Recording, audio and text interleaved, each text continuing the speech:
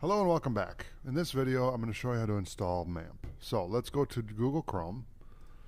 I'm going to go to the address bar. We're going to click in the address bar and we're going to type in download Mamp and hit enter. We're going to click on Mamp and Mamp Pro downloads. We're going to click on Windows and then we're going to click download.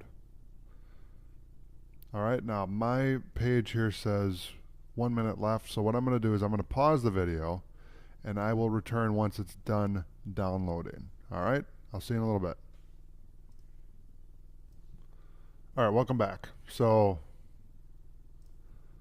Welcome back. So Mamp is done downloading, and now I'm going to click on the executable. I'm going to double click on it, and if you get a pop-up window asking for permission, click yes. And then you're going to get another pop-up with this. Select setup language. So we're going to pick English. It's going to ask if you want to install Mamp Pro with an addition to Mamp. You can install Apple Bonjour. That's fine too. I'm going to click next. I'm going to accept the agreement and click next. It's going to show you where it's going to save. So it's going to save the Mamp folder in the C drive. We'll click next. I already have it installed, so it's going to overwrite what I had before. I'm going to click yes. Select startup menu folder. Yeah, Mamp is fine. We'll click next. And do I want to create a desktop icon? Yes, I do, so I'm going to click next.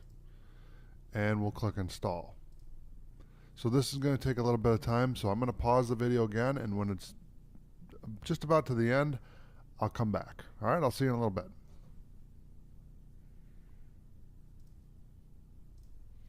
All right, welcome back. So it's just about done installing now. And there we go. So setup has been complete. So let's click finish. And in the next video, we're going to get started on learning HTML. So I'll see you there.